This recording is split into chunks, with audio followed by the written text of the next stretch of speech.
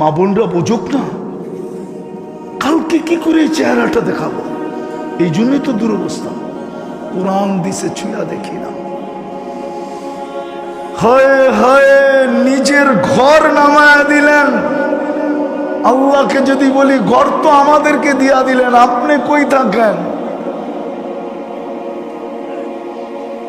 আপনি কই থাকেন? ঘর তো আমাদেরকে দিয়া দিলেন।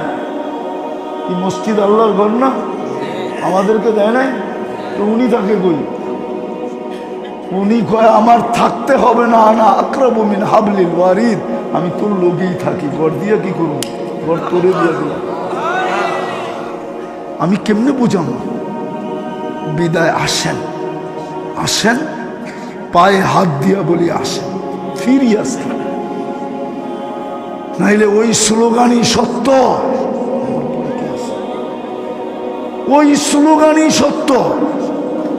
আজকে দুনিয়া বিশ্বাস করে নিছে যে মুসলমানের সাথে আল্লাহ নাই।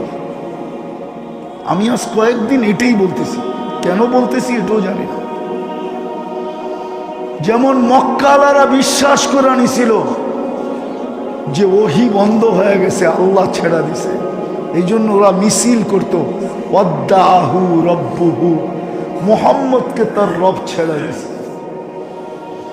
দীর্ঘদিন পরে আল্লাহ ওয়াদ্দুহা নাযিল করছেন, আর আল্লাহ ঘোষণা দিছেন ওই শব্দ দিয়ে, যেই শব্দ স্লোগান ওরা ব্যবহার করত মক্কার কাফেররা। তো আল্লাহ প্রথমেই কসম খাইছেন ওয়াদ্দুহা, বন্ধু আপনার চেহারার কসম, ওয়াল্লাইলি ইযা সাজা, আপনার চুলের কসম, কালো কেশের কসম, মা ওয়াদ্দাআকা রব্বুকা ওয়া মা ক্বালা, আমরা আপনাকে ছাড়ি নাই। আজকে দুনিয়া মনে করতেছে আমাদেরকে আল্লাহ ছেড়ে দিয়েছেন, আর ছাড়বে না কেন? যা আমি দেখাইলাম এটাই তো ছাড়ার কারণ। বিদায় আজকে যদি বুঝে আইসা থাকে, রাস্তা আমাদের সামনে এখনো খোলা আছে, কিন্তু চিৎকার দিলে সমাধান হবে না।